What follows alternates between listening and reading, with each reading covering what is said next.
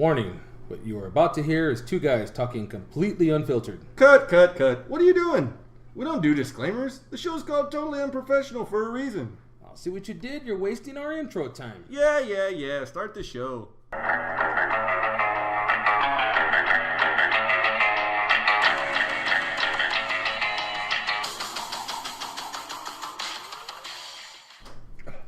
All right, welcome back. We are episode number 28. 28. Like my age. Yeah, you little young Thundercat. That's right. Thundercat. Ho! Right. It's my favorite line from Bad Boys 2.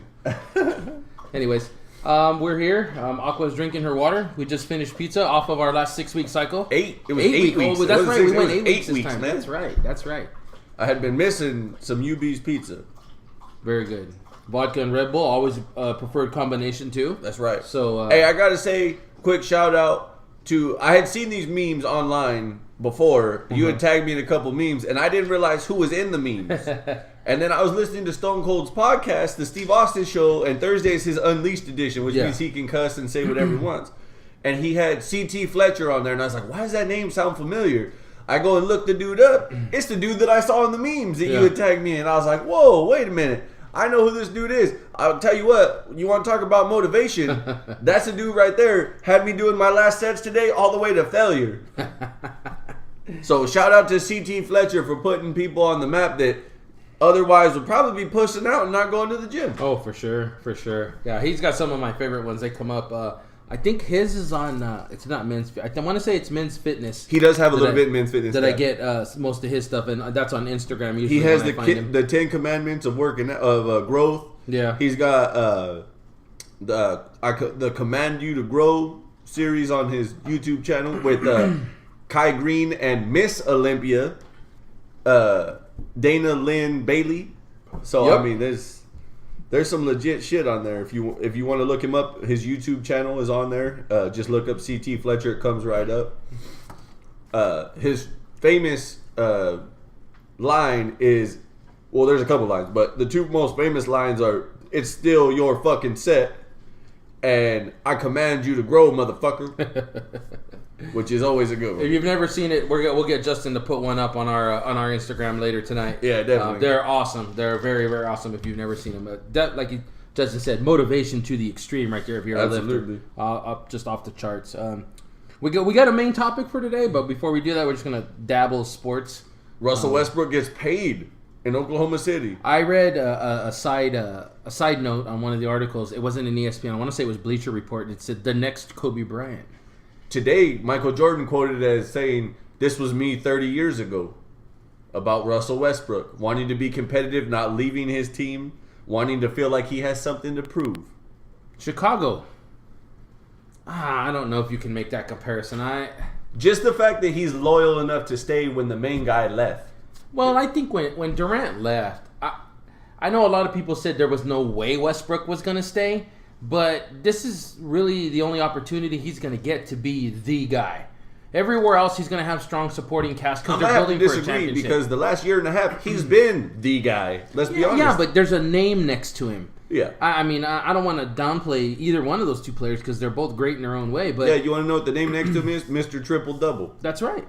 So, to me, I don't think there was ever an issue. I don't think he was going to leave. It was just about him getting the right money. And he got a $9 million a year raise. The deal is 3 years, $85.7 million is the new deal. So $9 million a year more than his last contract. It's the third most yearly. Yeah. Behind Mike Conley and James Harden. Go figure. Mike Conley, number one at $30 million a year. And I'll tell you what, he's going to put up his numbers. He'll have his off nights, but he's definitely going to put up his numbers. Yeah. So, hey, if you can get it, live it, Good luck to him. You got to take it. Good luck. Good luck to you, E.T. looking motherfucker. 40 wins, maybe 45, and that's going to be all for them. You think so? Yeah. You got him in the 40 win? I got him in the 40s, yeah. I think they'll pull out 40. I mean, I think he's that good enough of a player. He doesn't have a super cast around him. I had him more than 40. Do you? I had him on the upside of 45 to 48. No, I'm thinking closer to 40. But you're the basketball guy. I don't know. I don't think there's enough around him to fill those gaps for when he's not playing well. I think when he's not playing well, there's good players there, but I don't think they can pull the kind of weight that he puts up. Well, you're going to find out what kind of player he really is. Oh, now. definitely. You don't have that threat of Durant to worry about Yes. now when you play defense against him. Most definitely. A couple other boys got paid, not NBA, NFL. Yeah. Larry Fitzgerald and, And Carson Palmer both got a paid. 1 year. Yeah. Carson Palmer's extra year because now Carson's tied up through 2018. So this guy's base salary is $24.5 million. $6.5 million signing bonus. Yep. 36 years old. And Now, in Arizona, he's been worth it. well, he was worth it to me, honestly, in Cincinnati. I was disappointed when he decided to sit, but I understand, hey, sometimes you got to do what you got to do, and you got to stand up for what direction you feel it needs to go. And it wasn't. He decided to sit, and the whole Hugh Jackson thing in Oakland and the way it panned out. But hey, this guy's definitely been valuable to As Arizona. a Raider fan, I can sincerely say this from the bottom of my heart. Carson Palmer can go fuck himself. I'm glad he's gone and Derek Carr got the opportunity. That was a bad situation for him, though, the way Yeah. he came in, because there wasn't any other QB. He stepped in not knowing the system and was instantly the best QB on the roster. Yeah. So it was never going to work. And then they fire Hugh Jackson. Yep. It was just a bad formula for him. But I'm glad he found a home in Arizona. In college football, it starts September 3rd. One of our own from our hometown will be the backup quarterback at Oregon State. Yeah. It's official. He'll be number 2 on the roster spot. The guy who is ahead of him, who was the starter last year, decided he was going to transfer and then changed his mind and decided, no, I'm going to stay. But now, because of his athleticism and the way that he played, they're making him a wide receiver. Yeah. And I'm going to tell you what, man. I don't know. I've seen some of their spring workouts. His parents post stuff on Facebook and Instagram. Yes, our opinion's a little biased. Okay, Right. We know the kid. I used to coach the kid in baseball when he was younger. I coached him in basketball. You coach him basketball. He's a good kid, comes from a good family. Oh, yeah. So, or maybe our opinion And is a his little. dad makes some killer fucking ribs. I ain't even gonna lie. Straight up. Yep. That's a shout out to the McMarins. I saw his mom and his sister at the store the other day. I was willing to pay for the ribs. I was like, how much is it gonna cost me? But I've seen some of those spring workouts his mom puts up, and I'm gonna tell you what. Maybe he's not the best athlete for the QB position, but he's definitely their best option, I think. Well, the problem with that is his showing last year. Because obviously his first year he was a redshirt. So he was a redshirt sophomore last year. When he had his opportunities, the turnover monster ate him up a little bit. But to me, I don't think they gained or lost anything by having him in or out. But I don't think they gave him enough of an opportunity to get into a rhythm. He definitely It was kind of like, it was almost like a pinch hitter in the game where they were like, here, go. And then when he made a mistake, it was like, well, you're out. Yeah. So I think that he didn't really get a fair shake at it, but we'll see what happens. The guy who's taking over for him is also a transfer from another school. And that guy who's ahead of him has game experience, and Marcus is the only other one that has experience. So that's why they're saying that he's number 2 by default, but he's from what I've seen, and like you said, we may be biased from the stuff, and I do follow Oregon State's spring workouts and their quarterback situation specifically for him because I'm an Oregon fan in college football. But he definitely looks like he could play as the starter if you give him the opportunity to step up and get into a rhythm and play a full game. Yeah, and the guy's definitely more of a true QB with some extra options. He throws the ball well and he can run when he needs to. So. And last year he scored his first touchdown. Yes, in the option. I saw that. It was pretty cool. They showed his family in the stands. Oh yeah, it was pretty awesome. Cool. It was real awesome. Real happy. And it was against Oregon. Yeah. Well, good luck to you, kid. If you happen to catch a glimpse of this or somebody hears it, tell him we're wishing him well. I watch anytime he's got a game on. If I can watch it on TV or online, man, we try to catch it. We try to catch it just to support him. He's one of our own, and we love to see people out of here succeed. Hell yeah. So here's a good one for you.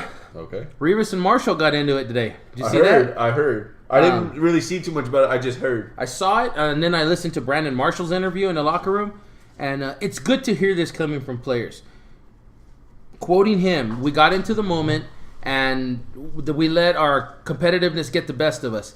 And the reason I say kudos to him for that is because I think too many players say, no, he's got an attitude problem, or they both recognize that Marshall recognized Revis for the cover guy he is, or Revis recognizes Marshall for the receiver he is. And Marshall said it himself. When I'm playing against this guy, man, I'm trying to get one up on him because this guy is an elite cornerback. This guy can do a great job. And you know what? I'm going to tell you something. Anytime I can get the best on him, I'm going to do it. Right. You know, and I'm going to let him know I'm doing it. So, and he said, but you know what? This was his last line. You know what? What happens on the field stays on the field. And that's good to hear that. That's good to hear because Keep it in-house. They know their teammates. They know they got to live through the season with each other. That team can't be successful if everybody's not on the same page. Wait. Hold on. Okay. That's Justin cracking me some Red Bull right here. Oh, we're mixing regular and cranberry. It's all fun and games until you can't get to the room. That's right. So, yeah, that was an interesting. I saw that. I clicked on it right away. I was like, oh, I want to see them throwing punches. It was just a quick shot and match. Maybe one swing by Marshall. That was it. It wasn't the big thing going on, but definitely headline when you get those two guys in the same sentence. Another one I read, Arian Foster tearing it up in Miami. I heard that he's going to start the season on the PUP list. That's why I was a little curious. They didn't dive into it a whole lot. So I'm kind of curious what's really going on over there. You know, we mentioned Palmer and Fitzgerald. Fitzgerald is also, his contract is laid out. They didn't give any monetary value on it, but I think it's only a 1 year. So, but the old man's getting paid. You know, he's going to get some more money. They recognize that Palmer needs his little security blanket there. And Fitz has done just a monstrous amount of work for Arizona since he's been in there. The Honey Badger got paid as well. I didn't see the deal, but it said it was a monster deal is what were the words that were used. Overpaid? Underpaid? I didn't see the numbers, so I can't tell you. Now, he's coming off his rookie deal, right? This is his first one off of his rookie because it's been 3 years. I think you're right. I think this is his first. Les Miles was quoted as saying the worst thing that he's ever done was let him go from the team and dismiss him. Well, he was having problems, man. Well, I was going to say, I think that had to happen for him to be in the position to understand and be... He was able to come out, and he's been out of trouble, and he's been successful on the field. And I think... to not take the situation for granted. Yeah, definitely. Again, a story of a guy who turned it around after getting in trouble in some college and has been a reasonably straight shooter. I want to call him a completely straight shooter because he's still got some time left, but I'm glad to see a kid get paid when he's definitely an impact on the field. Oh, absolutely. Definitely an impact. Monty Ball, running back. Yep. 60 days in jail for domestic violence. Do you think that there's some sort of thing here that a correlation with the football player and domestic violence?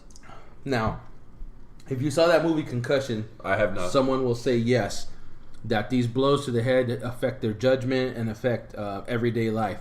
While I do agree with that on a smaller level, I think rationale has to take over at some point.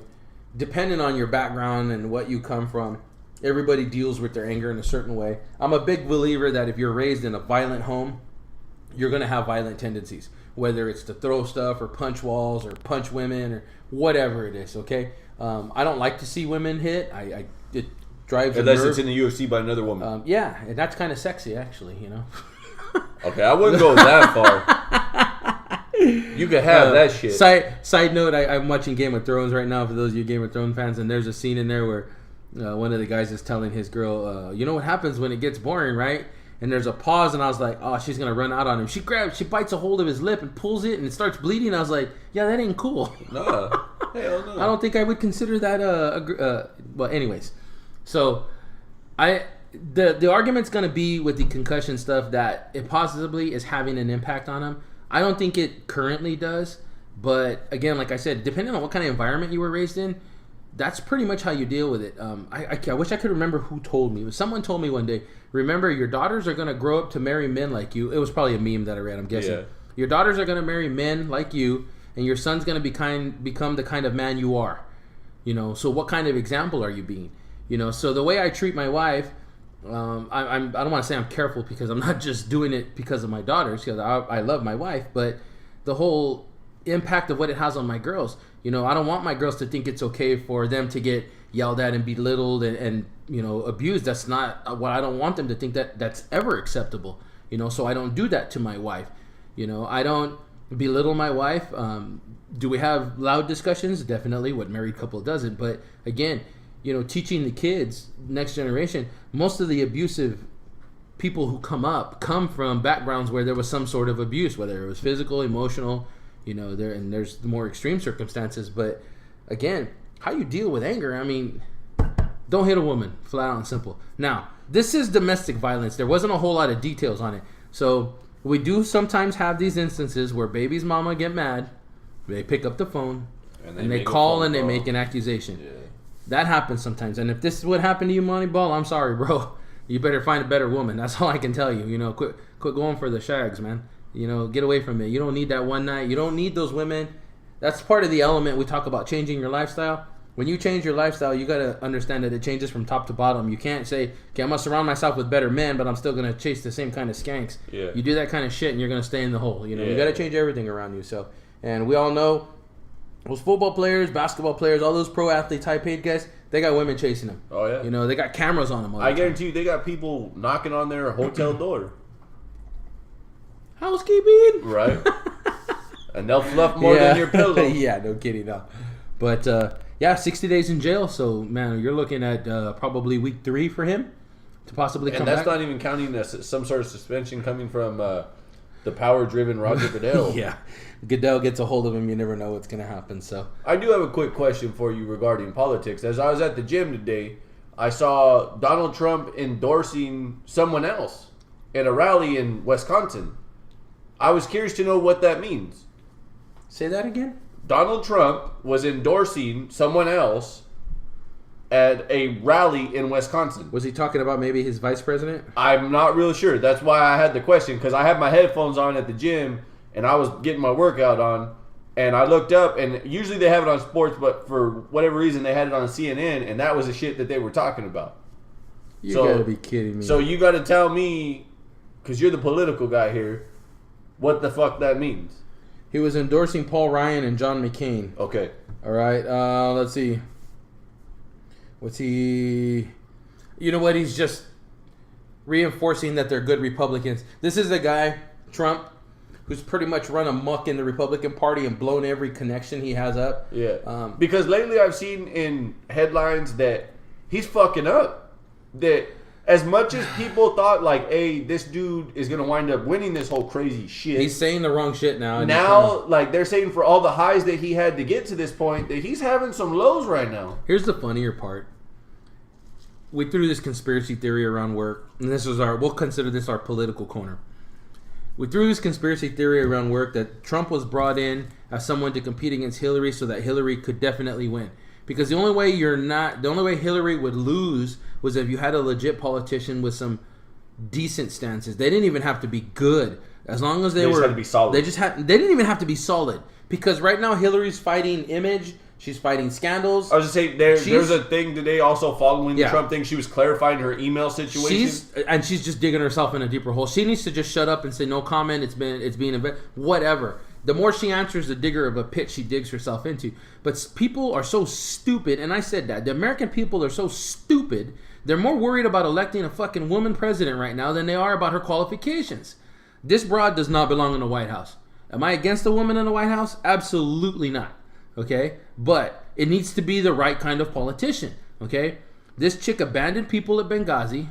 She's compromised national security with her email chain. That right there is enough to say, you know what? You don't belong in that kind of position. You should not be here because, one, you should be tried criminally. Maybe you can't try her for what she did as the Secretary of State with Benghazi, but that email shit, you remember what Martha Stewart went to jail for? Yeah, insider trading. Okay, that's similar to what this broad's doing here. And the FBI didn't want to indict her. Or as the hood called it, a hookup. Yeah. So, again, this chick should be behind bars right now, and she's not. And she could legitimately wind up getting getting the presidency because, like you said, Trump is just out there blowing smoke out his ass again. I think people... Is this a time now where people are kind of falling off the Trump bandwagon? Yes. More and more people I talk to are looking for an alternative. Unfortunately, the only other alternative is Gary Johnson. And he's a libertarian, and he's not real publicized, so there's no way he's going to be able to swoop in and take enough from Hillary. Is that the main factor in being a politician? Is the fact that you have money backing you and it gets your face and notoriety out there? Is Yes. that what the deal is? Yes, to Because some degree, obviously Trump being the made of money as he is, that puts him right at the forefront. Well, I'm gonna tell you what. Because the only thing in my mind, as somebody who doesn't, we've talked about this many times, I don't follow politics because I think they're bullshit to start with. Yeah. But as somebody in this podcast, thanks a lot, has become somebody who pays a little more attention. I don't like watching the news. I've said that before on this show. I don't like it, and I've used it. It's fucking stupid. But for me, for us, when we talk about this shit, because we want to be up to date, I've had to, keep an eye on it, or it pops up like it did today at the gym, where I am paying a little more attention to what's going on. To me, the only thing that people are looking at with the Hillary Clinton thing is the fact that she is a woman and that she's Bill Clinton's wife. Yeah. Like, they're looking at, like, oh, she has experience of being in the White House and seeing how shit was ran. Yeah. And that, oh, well, it could be historic. Much like they looked at Barack Obama the first time and went, a black guy? We can do this. Yeah. And what's funny is one of the things I saw was they complained that Trump doesn't have enough experience. Well, Obama didn't have any damn experience either. He was not a successful politician. Okay, I'm gonna say this right now as somebody who's not like huge in politics. I wasn't a fan of George W. Bush, and listening to him talk, I couldn't listen more than 2 minutes of that motherfucker talk because, I'm a white dude, and some people could even consider me, a country type kid that came from the country. But that dude was from Texas and dumber than a box of fucking rocks.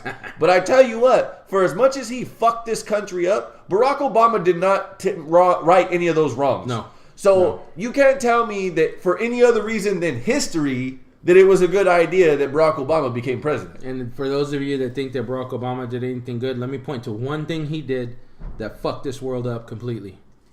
He gave free cell phones. And why is that significant? Why is that relevant? It is relevant because cell phones are not a necessity of life. Okay? When you start to say that a luxury like that is a necessity... Can you please keep it down? My wife's leaving, I think. Are you leaving? Yeah. Okay. All right. Well, now everybody knows where she's going. Yeah. I keep telling you guys she don't like me, so... So, yeah, he's kind of... He's tore shit up, and it's not really... I think society today is all about extremists. You watch stupid shit. There's that rapper that we talked about before, Casper Knight. Yeah. Shot himself in the fucking mouth like an idiot. Then he tried to call out Joe Rogan when Joe Rogan said, this guy's a fucking idiot. Yeah. And Joe Rogan, I don't know if he responded or not. I haven't followed up on that. But when you see an extremist like that, people are like, oh, I could get behind somebody who's got these ideas like that because it's different, it's outside the box, and blah, blah, blah. And I think that's what people were all about Trump, because Trump was saying things that some people, I'm not saying majority, but some people were thinking because of some of the issues that have arose in this country. Yeah. And so a lot of people were like, hey, I could get behind this. Not paying attention to the fact that this is what the fuck this guy does. Yeah. He creates publicity and controversy for himself. That's how he's made his money. Oh, yeah. So people turn around and go, oh, yeah, hey, this guy's got some good ideas. Well, now people look at him and go, this guy's full of shit. What were we thinking? Yeah. It's been like that from day one. And because they're doing that now, they're realizing that they put the nominee in somebody's hands who is marginal to beat Hillary at best. And just for the record, if she can get in there and run it the way Bill did, I didn't like the scandals that Bill had. You mean get her dick sucked? Well, I read a report that said that Monica would be under her desk as well. So, Hey, turnabout fair play. Fair is fair. So, if she can do the same job that Bill did, and like I said, the scandals aside, Bill didn't do a terrible job. She's got to teach her how to use that cigar. Yeah. Well, apparently that's a universal liking. I don't know. But, hey, then I'll say I was wrong and she did well. But being as liberal as she is, she wants to strip rights away. In your mind, is there any other reason that she should win other than the fact that it's historical? No. Okay. No, I don't think. Don't get me wrong. All politicians are liars to some degree, and they're all going to make promises that they can't keep and back up.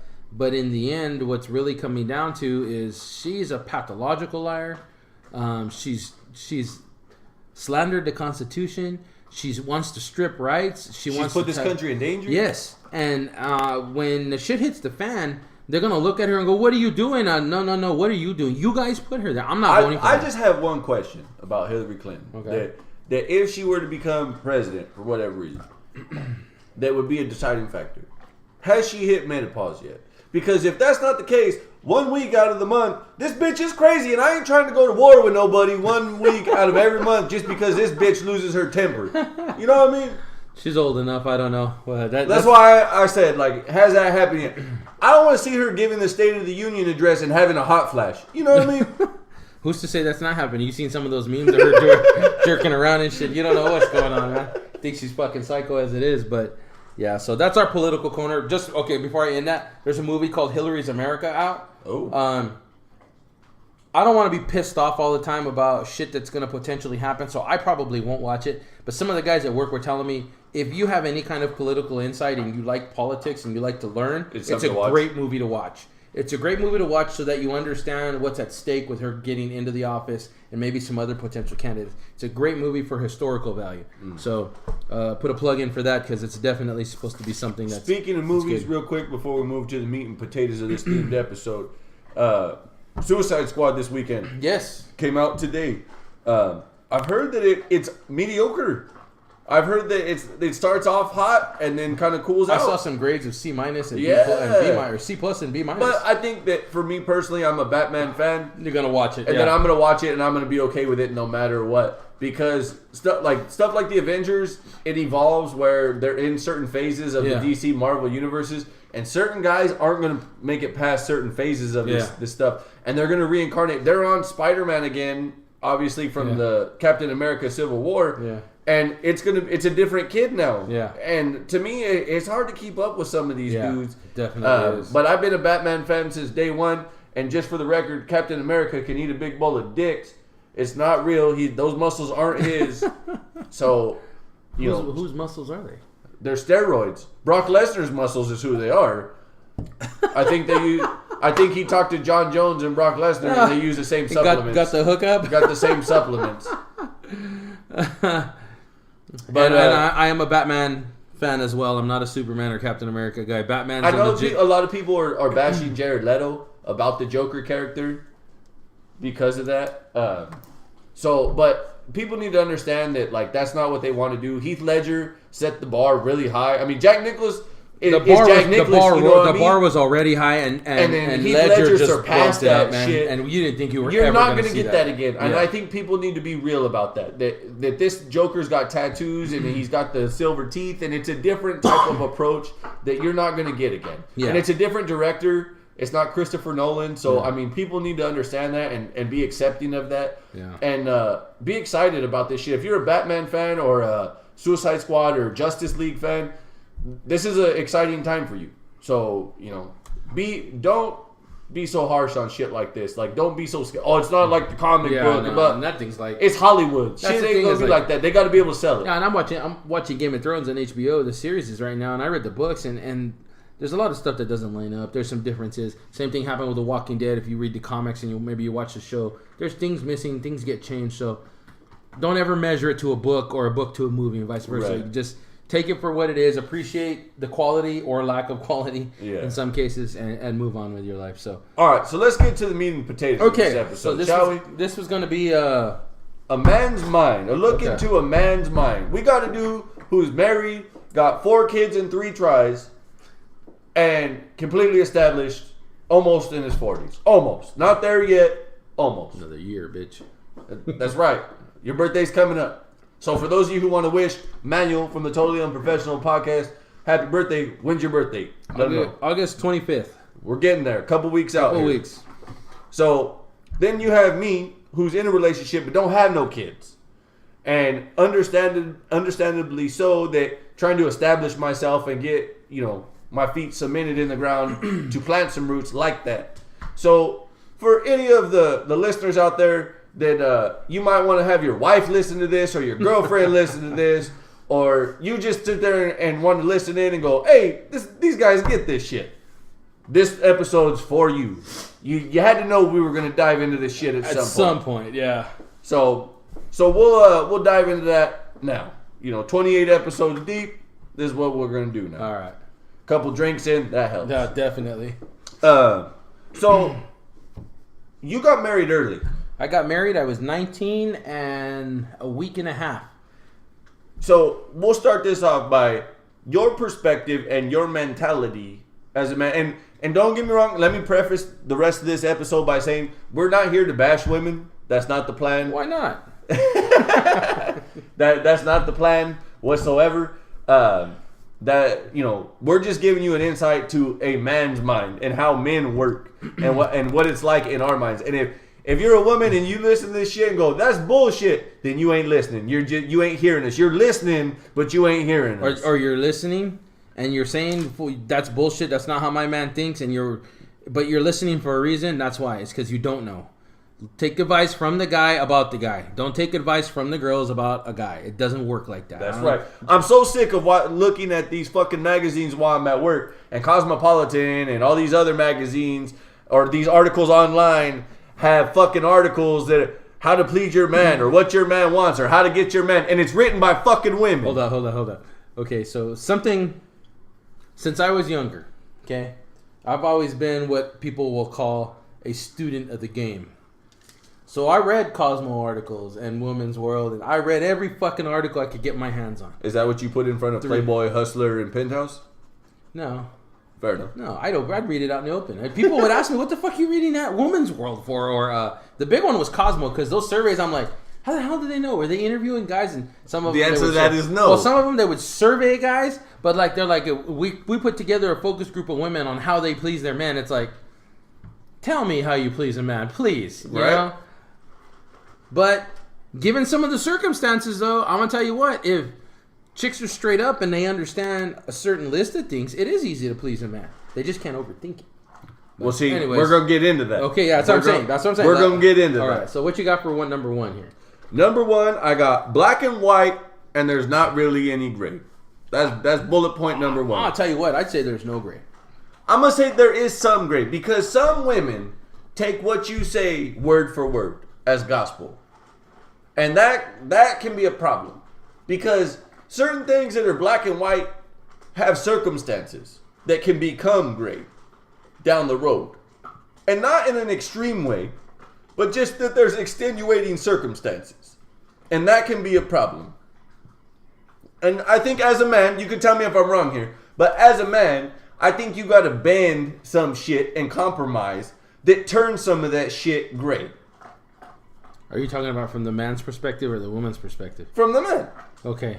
Bend is not the right term. Break is more like okay. What starts out as black, sometimes you have to make it white. So when I said there's no gray area, I literally meant there's no gray area, okay?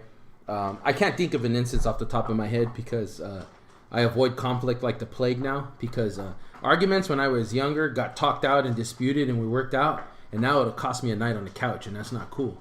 Because I paid a lot of money for my fucking bed, and I'll be damned if I'm going to sleep on the couch. So I have to pick and choose my battles a little more carefully. But, like I said, the statement that I just made, there isn't a gray area because she's either right or I'm going to tell her she's right. Because if I say she's wrong, I could cause some serious fucking grief. And all for what? My pride?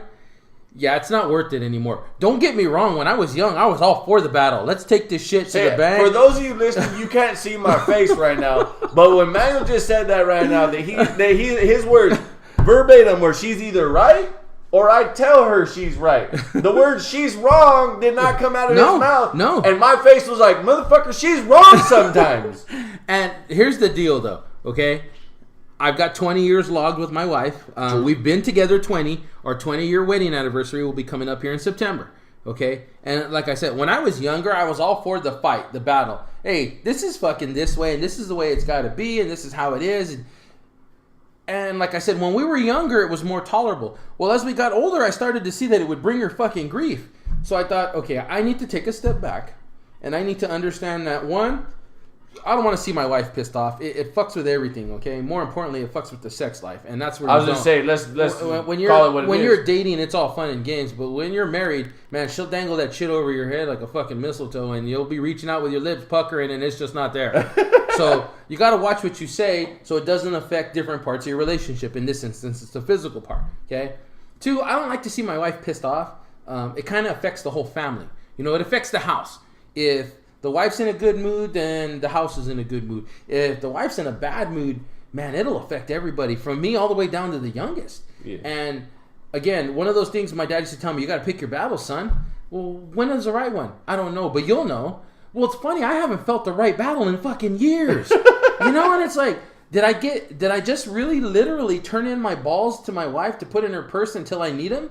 Or did I just decide that, you know what? Okay. I don't. That being said, let me ask you a question. Being the married man that you are, when you come home and you ain't talked to your wife all day long, but the vibes in the house are bad. Like you said, it affects the house. The vibes in the house are bad. It's a negative vibe. She's frustrated. She's angry for whatever, whether it's the kids or outside things going on, whatever the case may be. And you know that shit ain't your fault. Is that the same thing? Whereas if it is your fault, do you play your cards the same as if that shit is your fault? Yes, because I have control. I have the ability to walk in and either make the situation better or make the situation worse. Now, I learned through, I'd say trial and error, but mostly error, that if I come in and I make the situation worse, it's not for the immediate future. We both know that women have this fucking super brain computer that can track shit back a million years, apparently. Oh, they got a motherfucking Rolodex. So that one time that you walked in back in 1981 and screwed shit up, right? Guess what? In 2021, it's going to fucking there's come a up joke again. about that. If you know who Rodney Carrington is, he's a comedian. Yeah. And he talks about cheating on his wife. The one time he cheated on his wife with this lady named Charlotte. And he goes, don't ever do that. Don't ever tell her. That was the joke, was the beginning of the joke, and everybody laughs, don't tell your wife, right? He goes, but women have this mentality that they remember shit way back when. Yeah. He goes, and the next time she wants you to do something you don't want to do it, that's the shit they go back to. Oh, yeah. When they're like, hey, can you change the oil on the car? I don't really feel like it today. I'll get to it at a different time. Oh, but you would have done it for Charlotte back in 1987. Yeah. Oh, yeah. No, they got that's some real shit. There's these special files in their brain or something that just tend to remember shit. And it's like, you know what? Hold on. I asked you if you forgave me. You said yes. That was the end of that if shit. You said, okay. That's supposed to get squashed. Okay. In a man's world, that's supposed to be squashed. That's right. And this is what, again, we're not here to bash women. This is a man's perspective. When you say shit is over to a man, guess what? That file gets deleted in the man's brain. Yeah. Guess what? That's dead. Gone. So when you bring that shit back up and you're saying, don't you remember? And he says, no, he's not playing stupid. He legitimately doesn't fucking remember. There's only so much space in a man's brain. And he's got to get rid of a lot of that shit because there's got to be room for sports. I disagree with that. There's plenty of room in a man's brain, except that we occupy it with other important things. So if you said, I forgive you, it's no longer important because it's done. That's what I'm saying. We closed the door. That hard drive was like, nah, I'm freeing up more space for other shit. And it doesn't take long for a guy to pack something else in there important. And let's be honest here. And I'm not saying that women aren't busy, and because that's not true. Especially in this day and age, women do a lot of things. But when a man does what he does, in most homes, he's the breadwinner. Most homes. Equally, if not more so. He's the breadwinner. And he's trying to do everything he can. Okay, good. Just tread lightly here. No, I am. There is a lot going on that he feels that he has to do. You and I have both openly said this. Not only to my girlfriend, but in conversations amongst each other. Men are problem solvers. Yes. That when shit gets brought up, that they're trying to give you the answer to fix it or make it better. Yeah. When you tell a man something, that information is registered as where's the problem and how do I mend that problem? Or it's registered as a problem and let's fix this. Yes. Yeah. That being said, that's how a man's mind works. So when he's got all this shit going on, a job, if he's doing extracurricular things like you do, in this instance, coaching like I do, coaching, you got, side projects that you're trying to do around the house, you're trying to be a parent, all that stuff, trying to be a good husband. When there's shit that gets brought up that don't you remember, that shit doesn't always register right away. Sometimes it takes something to be said to trigger that memory. I don't understand why you got to be prosecuted for that. Explain that to me. You got almost 20 years in this game. I could not. I would say that's one of the eternal mysteries of women is that we don't. If you could explain that, then men would find a way around it because it's fixing a problem. Yeah. I mean, even the most seasoned men with 30, 50 years, your dad and mom have what? 28? I'll be 29 this year. Okay, 20. So they'll be at 30. I'm 9 months and a week to the day of their wedding. So, I mean, your OG dad's got 10 years on me. Yeah. I mean, and we can find guys, and they will all tell you the same thing. I don't know. If I knew, I'd be a millionaire because I'd write that shit in a book and sell it off like hotcakes. Okay? There's no figuring that. There's some things about women that we're just never going to get and I hate to say this because it sounds terrible, but it's just because we're simple-minded. Okay, that brings me to bullet point number 2. The black and white. Okay, that brings me to bullet point number 2. Details, details, details. Men are just what you said, simple-minded. When you say something, that's what you mean. There's not another meaning behind it. There's not, I'm saying this so that you read into this, or that you dig into this a little farther, or that you make a comment later that says, hey, I thought about what you said, and this is what I got out of it. That's not what the fuck happens when a man says something. No. Because men don't think that far ahead.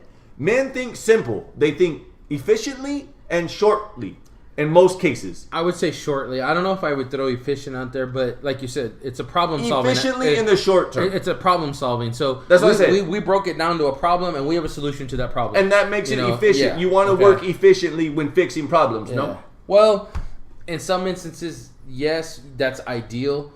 You're going to find, again, this is the two aspects of it. One man dating, one man married for a long time. Right. You're going to find that I can't just fix what's right in front of me without contemplating a little bit farther down the road. Now, when we were dating, most definitely, if there was something came up, I would fix that shit and let's go. Yeah. Okay, she came to me, blah, blah, blah, blah, blah. Okay, let's fix it, let's go. We move forward. Okay, when I tried to carry that mentality to being married, it didn't work. Because, well, what, did you consider this? Well, no, why would I think about that? That's down the road. Well, no, if this happens here, and I'm like, whoa, wait a minute. We ain't gotten there. We haven't gotten there yet. She's like, but you can't think like that because we have, and I'm like, okay, you know what? You're right.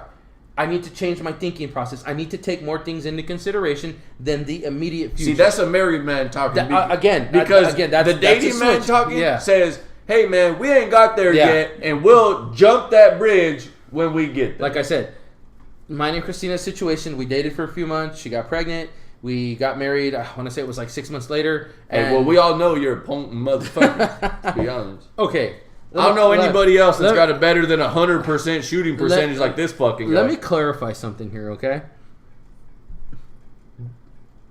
Totally unprofessional, okay? I got to say that before I say this. Full disclosure. All right, full disclosure, all right?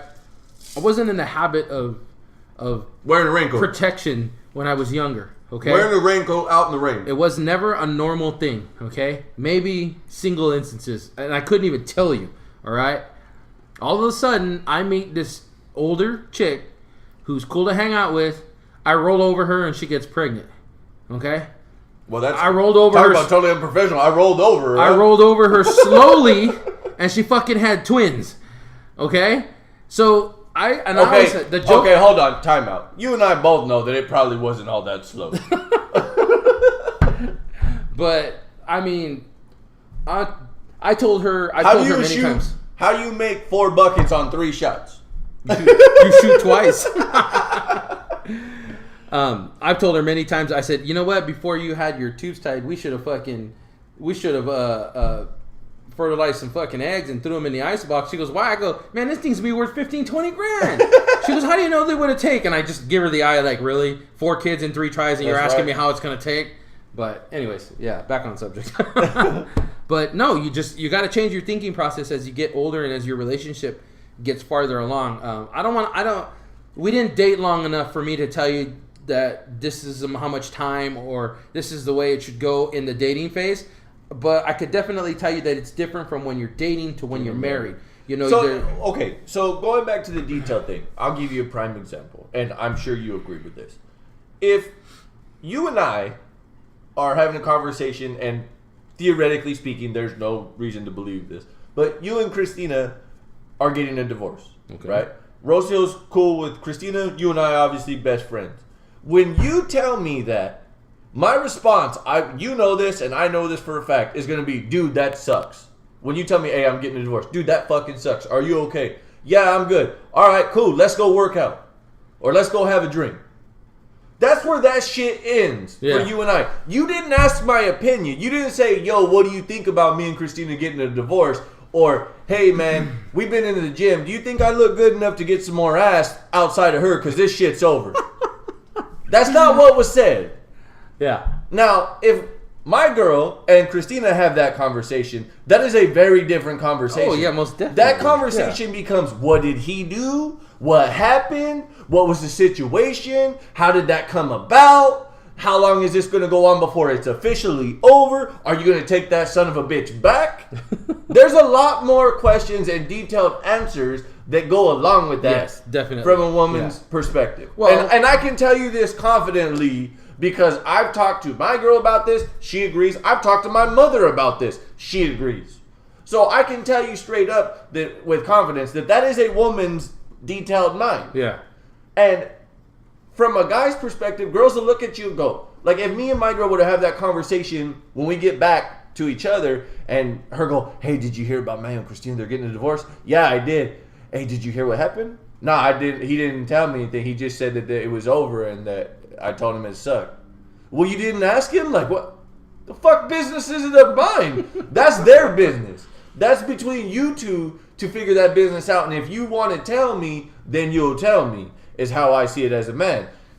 Best friends or not, I can sit there and be like, yo, I'm here for you, whatever the case may be. But at the end of the day, man to man, I understand that that's your shit. And that's for you to deal with. And if you want to talk about it, you will. You're going to speak up about it. Yeah. That's right. Yeah, definitely. But on a woman's perspective, they want to know it all. They want to get the, I don't want to say juicy details, but they want the details. They want the meat and potatoes of what happened. Well, the thing is with women, and this is what I've learned through time, they need a reaffirmation of the decision they're making. So, and they're on the same page with that. So, if Christina tells Rocio, and we're using them for this instance, hopefully she don't get pissed off. If you're listening, I'm not sorry. If Christina tells Rocio, they both understand that Christina wants some advice, so Rocio is going to give it to her, and vice versa, whatever the case was. So Christina's going to say it. She's going to expect Rocio to ask questions. She's going to have answers for those questions. Christina's going to take Rocio's feedback, and she's going to make a decision. Right. Then she'll go to the next woman, and they'll do that with 5 or 6 fucking women. Right. I couldn't go tell 5 boys my business like that. It's like, you know what? That's my fucking business. I got one boy I can go tell I'm having issues and this is probably over, and that's it. Everybody else is going to find out when I change my relationship status on Facebook. That's right. That's the way it's going to go, you know? But the women... When you suddenly have a selfie where you're half pulling down your boxer briefs, we'll know.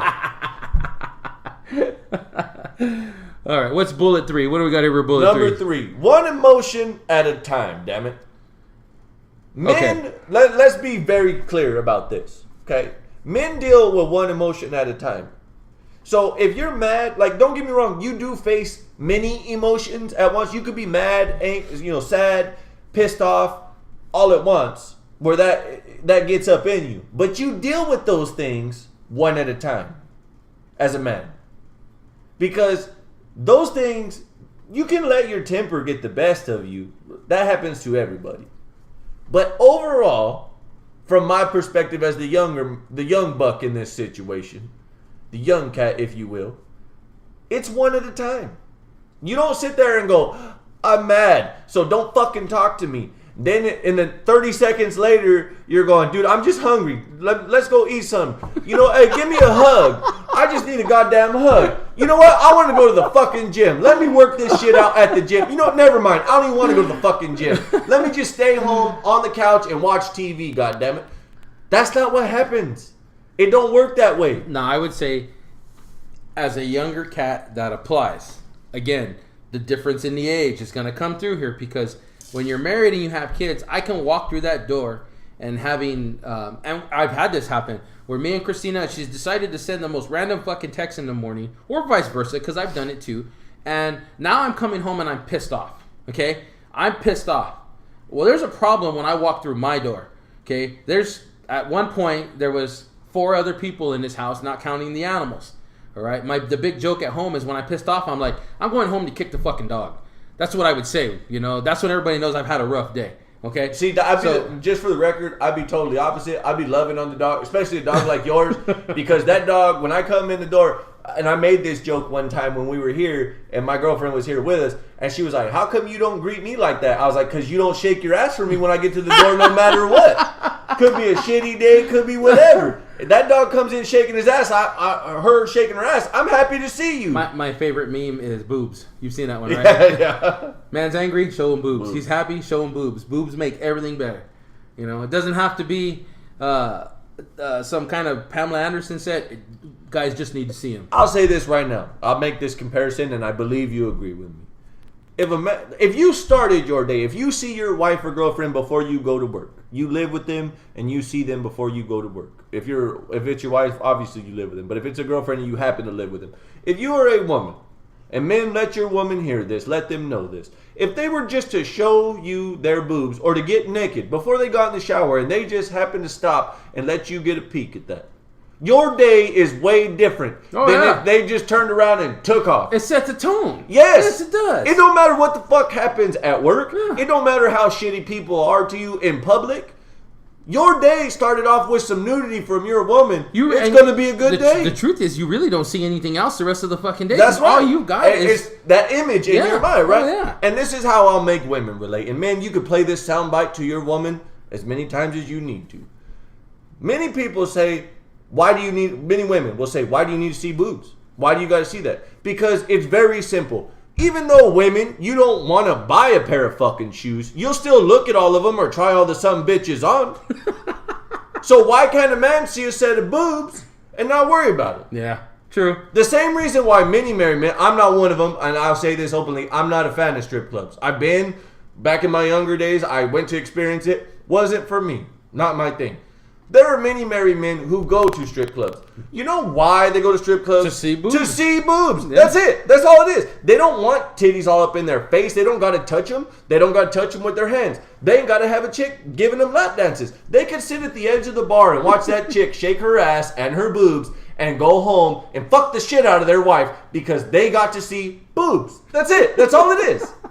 It's that simple. So I got a lot of admiration for the women that'll go out and learn pole dancing for their men. Yes. That's I couldn't describe it. It's something funky. You see it. They got a special on HBO about that where they were teaching a bunch of wives to do it. Yep. And they were all falling off the pole and shit. And it's some funny shit, but the guys are all excited just wanting to see them on the pole. There was one couple that let them film when she first danced for her husband. She fell off the fucking pole. Funniest shit I ever seen in my life. Homeboy was sitting in the corner stroking already. See? Getting ready. See? I mean, it's just a visual thing. Yep. It's just a visual thing. But we got off track. What the fuck? We're good. We're good. No, I was going to make a point, and we got sidetracked by boobs. We're talking about...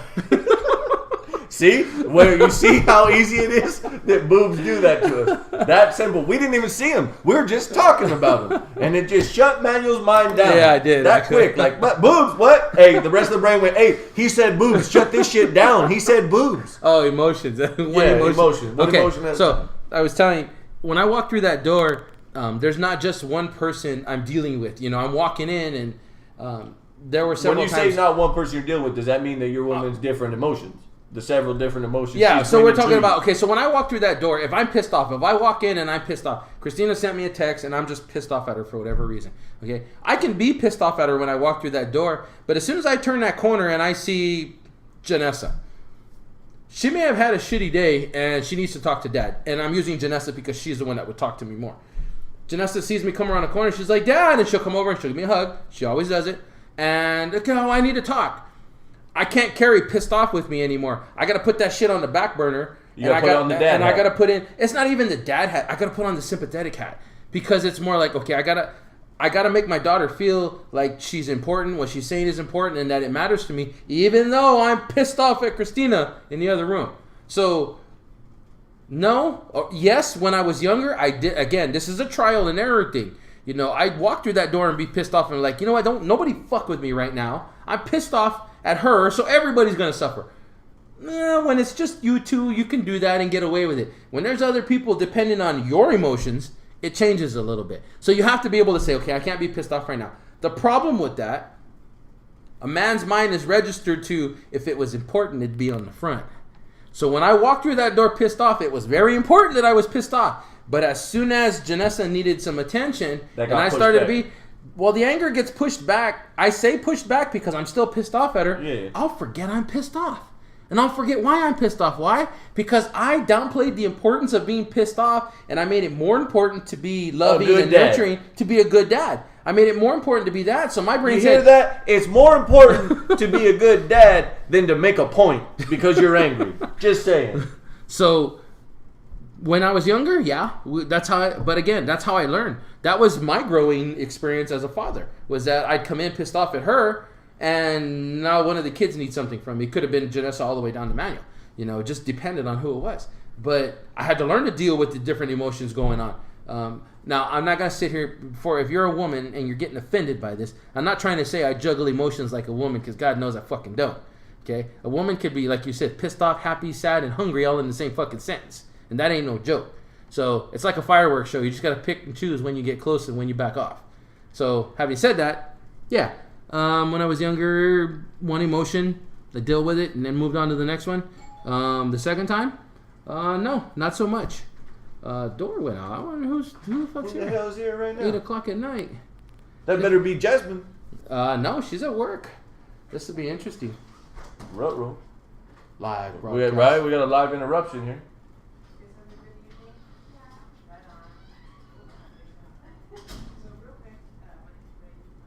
Oh, it's just Yeah, a yeah, salesman. it's Manuel, close the door. We got a solicitor. Tell her the owners aren't here. All right, back to what we were talking about. So yeah, one emotion, two emotion. You just, like I said, it's not like a woman because I read a book. Here's it, and I'll be honest. As a dude who deals with one emotion at a time, if you're a woman, you cannot expect a man to go through those emotions with you every single Yes. time. Oh, definitely no. If you come out at a dude and you're frustrated, whether it's because your family, your friends, or work, or whatever, that's the problem. Let me fix that problem as a dude before we move on to your next problem. Let me get there first. You go through 4 or 5 things that you're hungry, you're sad, you're whatever. Let me fix that first problem, so that way we ain't got that issue no more. Manuel, let Rocio in. I think you locked the door. Oh, come on, man! You ain't supposed to lock her out.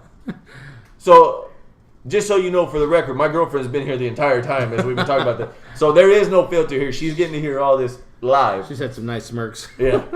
But the case in point being that as a problem solver, as a man, you go with one thing and then you fix that and then you move on. Definitely. You don't try to jump 4 things and go, let me fix all 4 things at once. Yeah. Because in a man's mind, that's too much. You're thinking, let me fix one, then I can fix the other, then I can fix the next one. Not, I got an answer for all 4 all at once. And the best advice for this situation, if you're a woman and you're trying to figure out, well, how the hell do I get him to listen?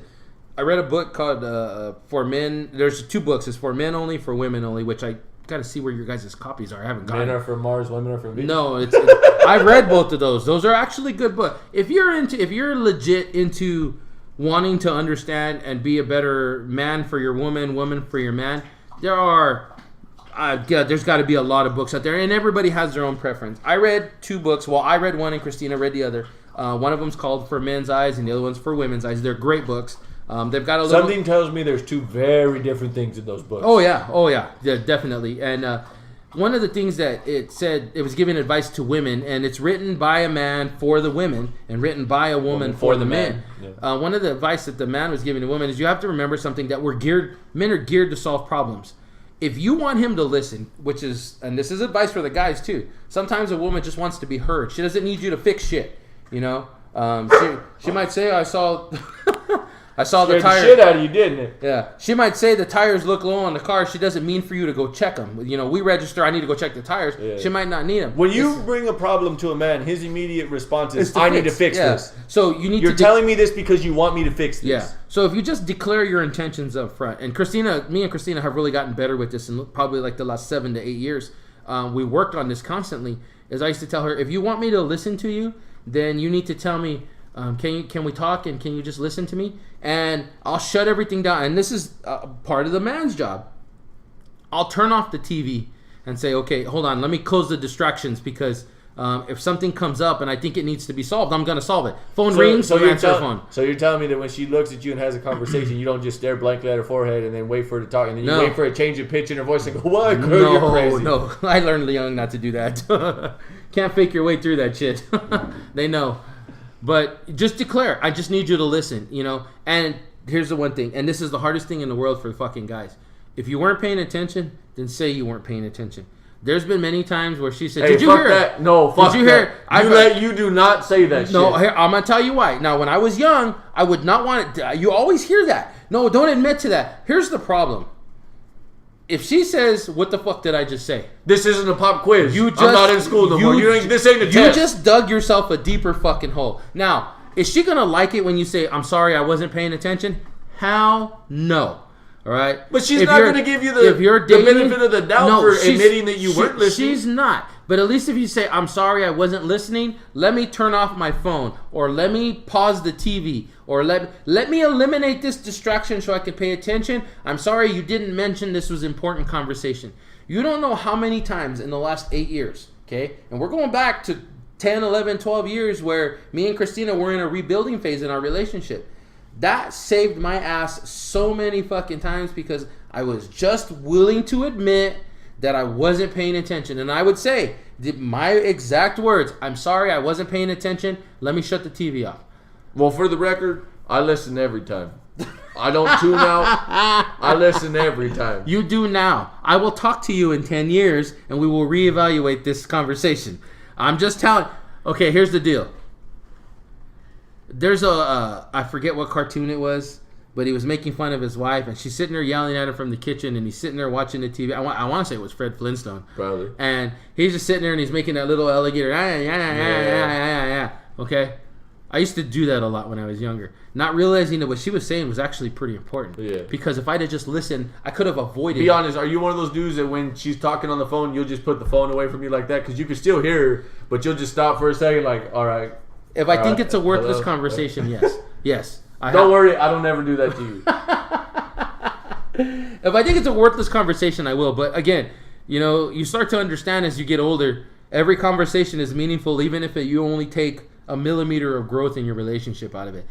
Guys have a hard time understanding that a millimeter is more than, what is it called, a mega millimeter.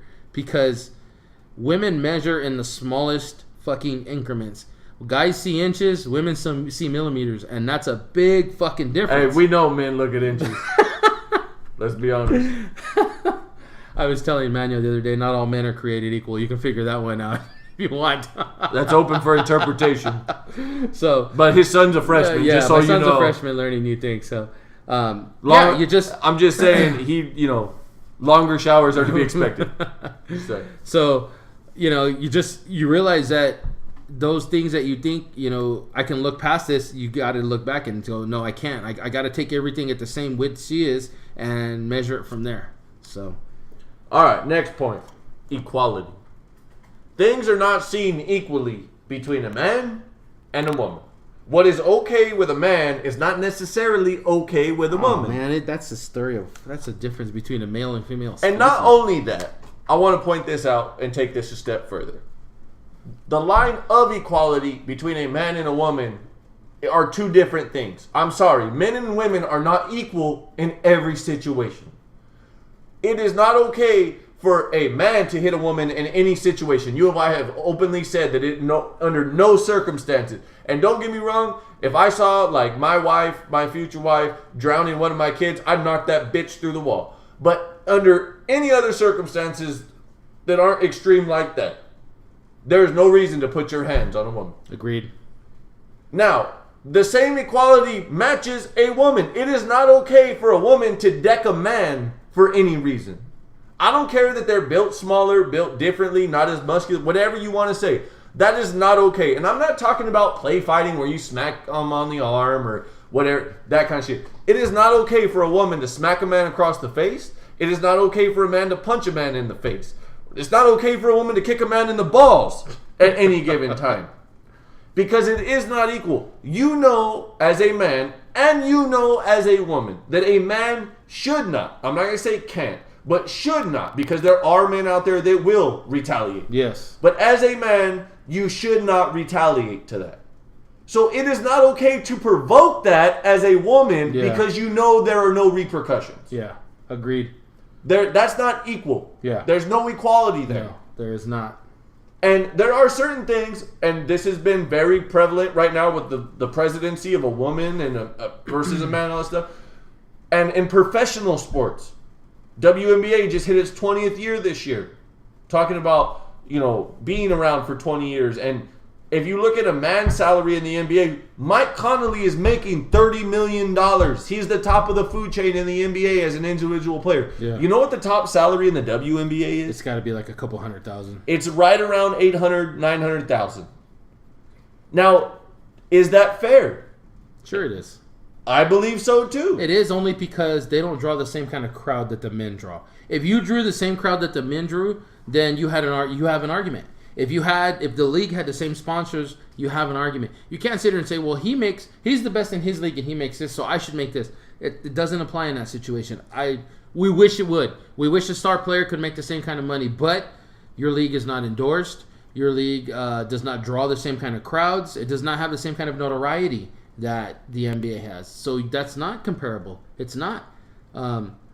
If we're talking apples to apples, though, a female cook and a male cook both making a steak, they should make the same kind of money. Absolutely. Because you're talking about potentially you're talking about everything being identical all the way down to the actual sex of the cook. So when the only difference in the two situations is the sex, male or female, then it should be an equality thing. I hate seeing people get paid more than men get paid more than women when women could do the job just as good as men. Mm-hmm. The problem is that the few women have fucked it up for the ones who can do it. You know, they get an opportunity. They say, I deserve it, and then they get there and then they can't do it. Not in the equality situation, but in other situations, there is men that have fucked up general situations for majority of men. Oh, yeah. So it is equal in that sense that there's a few women that have fucked it up for majority of women in that equality sense. Just like in other situations that a handful of men or a few men have fucked up a generality for men. Yeah. There's a perception that once something happens amongst that gender, that sets the tone for the whole gender. Yeah. And that's not true. One of the biggest things that you hear is, all men are alike. They're all dogs. They all want sex. That's all they think about. I got news for you. If you do something simple in a compromise and show your man your boobs or naked when you're getting into the shower in the morning, it changes the whole tone. We just talked about that. You make that small compromise. If you're a man, you listen a little more, or you pay attention to not even all the details, but just a few details. Watch the difference that it makes. Yeah. As a man, it makes all the difference in the world. And as far as equality in general situations, not in professional sports and stuff like that, you have to understand that what you think is fair or what you think is obvious as a man is not what's obvious to a woman. We talked about how the mind is wired differently in detail, in simplicity for a man, in detail for a woman. So what you're thinking is, well, why wouldn't that be obvious? Because they've already overthought that and analyzed that shit 10 times over. Oh, yeah. So now, not only do they not think it's okay, they're ready to fuck you up because they figured out 5 ways to Wednesday that you're wrong and made a mistake. Yep. So you have to understand that as a man, that when you talk to your woman or talk to a woman in that situation, whether it's your wife or your girlfriend or whatever, or the girl you're dating, whatever the case may be, that you have to have that understanding. Yep. And the biggest word that men seem to misunderstand, and it starts with a P and it ain't pussy, it's patience. As a man, you have to have patience. You have to not be so eager to solve a potential problem. All of a sudden, a woman comes to us with something and we think it's a problem and we want to fix it. You got to step back from that problem-solving mentality and let's go listen first and then apply. If you can do that, you conquer 3/4 of the uphill battles you have. It's not always about fixing. The patience to understand what's in front of you. It's not always a problem. And let me say this. You mentioned this earlier about picking your battles. You have to understand that it's not about winning and losing. That when you're more worried about making your point than you are about making things better, you're going to have some problems. Yes. Because if you're more worried about being the one who's right, and I'll be full disclosure, me and my girlfriend both have the same mentality, that we're both stubborn and we both got to be right and we both like to make our points and we both don't want to let that go. And it happens lots of times. It's happened many times to this point. When you throw that shit this way, just aim that side. She ain't gonna throw nothing at me because I'm being honest. She knows. But there are times, and we've both talked about this, that it's more important to understand what the other person is saying. That you're listening. You're not hearing them. You're listening to what they're saying. Yeah. Because you're trying to make progress. You're not trying to make your point. You want to give your perspective, absolutely, especially as a guy, because you want to sit here and go, hey, this is why I said that, and this is what it is. Well, no, but then you said this that came off of that, and now I'm questioning that. All that shit's fine, but that's where those patience kick in, and that's where that, hey, You're not seeing it the way I'm seeing it. Let me explain it to you a little bit different one time and let you know. Now, there are situations where it does become frustrating. Absolutely. And let me say this right off the top. Just because we're simplistic creatures, and I will say this, and I'll be open. At 28 years old and somebody who's not married, women are the superior sex. They're smarter. They just are. That's just what it is. And if you're listening to this as a woman, or then it's like, woo, or if you're a man, it's like, hey, fuck that. That's not true, because men relax and women chill out. Because saying that you're smarter than a creature that picks up his underwear with his toe and flings it in the air and catches it, and if he catches it on the first try, that's something that's an accomplishment, that's not saying a whole lot. Hey, those fucking videos weren't supposed to go anywhere, man. Hey, I do it all the time, bro. I go to get in the shower, take my boxers off, turn around, grab it with my toe, fling it up real quick, bam, got it. And if you get it on the first try, son of a bitch, do you feel proud? You're like, hey, and if you, God forbid, you got a mirror like this right in front of you. Oh, God. Because if you catch it, you're like, oh shit, and you're like, oh, I got it, and you're looking, you got that flexed arm, and you got it in your hand, like you're an Indian that just took a beaver pelt, like fuck yeah, looking right in the mirror. Oh shit. So I will say that's the way that it is. That women are more detailed, but it's not to say that they're better than us. That's not what I'm saying.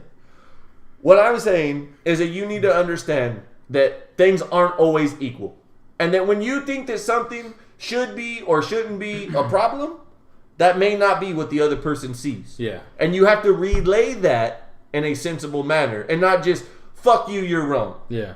Because that don't get you nowhere. Agreed. So that's a little bit into that. Now, my last bullet point, plain and simple.